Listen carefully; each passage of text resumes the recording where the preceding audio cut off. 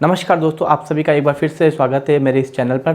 दोस्तों आज की वीडियो में हम बात करने वाले हैं टू फैक्टर ऑथेंटिकेशन या फिर कहें कि मल्टी फैक्टर ऑथेंटिकेशन, जिसे आप टू स्टेप वेरिफिकेशन के नाम से भी जानते हैं। हाल ही में गूगल ने अनाउंस किया है कि वो अपने टोटल यूजर्स में से 150 मिलियन यूजर्स को इस साल के अंत तक टू फैक्टर ऑथेंटिकेटर या फिर कहें कि मल्टी फैक्टर ऑथेंटिकेशन एनेबल कर देगा अपनी तरफ से।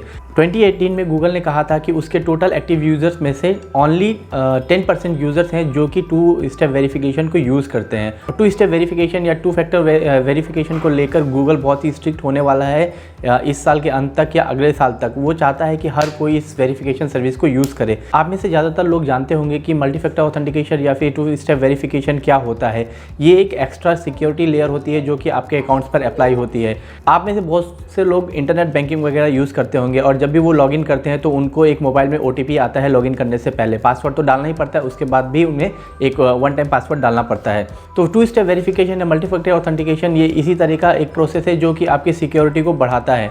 मान लीजिए कि अगर आपका किसी कारण कोई पासवर्ड, किसी भी अकाउंट का पासवर्ड कॉम्प्रोमाइज़ हो जाता है या कोई भी पासवर्ड आपसे चोरी कर लेता है, कुछ भी किसी भी रीज़न से आपका पासवर्ड किसी के पास चला जाता है, तो वो आपका अकाउंट आराम से एक्सेस कर सकता है। उसे यूज़र नेम और पासवर्ड ही चाहिए होता है और कुछ भी नहीं। अगर आप टू फैक्टर वेरिफिकेशन एनेबल करके रखते हैं अपनी तरफ से तो उसको पासवर्ड से काम नहीं बनेगा। जैसे ही वो पासवर्ड डालेगा उसको एक और वेरिफिकेशन मेथड को पास करना पड़ेगा और वो उसके कई सारे मेथड हो सकते हैं।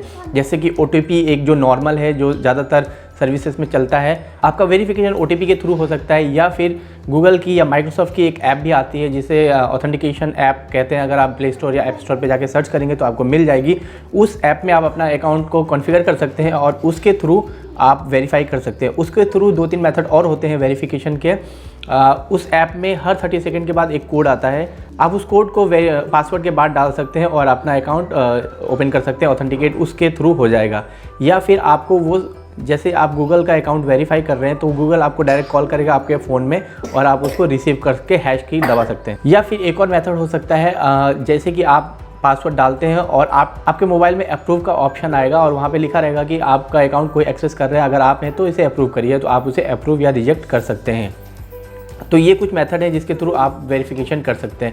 इनके अलावा एक और मेथड होता है जो कि फिजिकल की होता है। जैसे कि आप अपने घर में लॉक लगाते हैं और आपका एक की होता है, सेम उसी तरह आपको मार्केट में बहुत सारे की मिल जाते हैं। अगर आप अमेज़न पे सर्च करेंगे तो आपको बहुत सारे इस तरीके की देखने को मिलेंगे।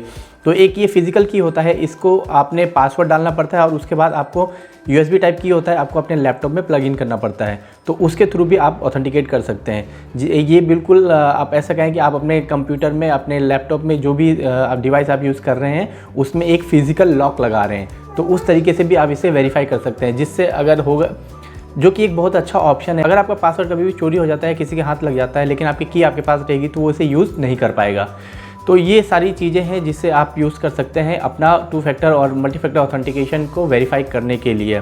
ना सिर्फ गूगल बल्कि और भी जो पॉपुलर वेबसाइट्स हैं, सर्विसेज देते हैं, वो चाहते हैं कि आप टू फैक्टर ऑथेंटिकेशन को यूज़ करें ज़्यादा से ज़्यादा।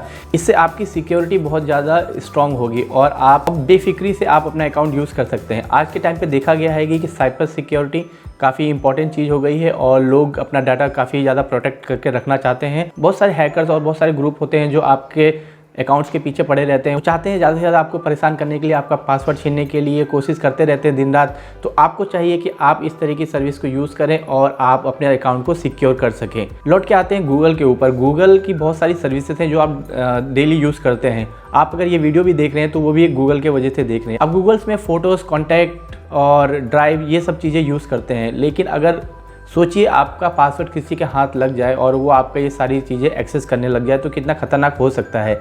लेकिन अगर आपने टू फैक्टर ऑथेंटिकेशन को एनेबल किया हुआ है तो वो आपके लिए काफ़ी अच्छा हो जाएगा कि आपका पासवर्ड जाने के बाद भी कोई भी आपका अकाउंट एक्सेस नहीं कर पाएगा। गूगल यही कोशिश कर रहा है कि ज़्यादा से ज़्यादा लोगों को अप्रोच किया जाए और ज़्यादा से ज़्यादा लोगों को इसके लिए एनकरेज किया जाए कि वो टू फैक्टर वेरिफिकेशन यूज़ कर सके।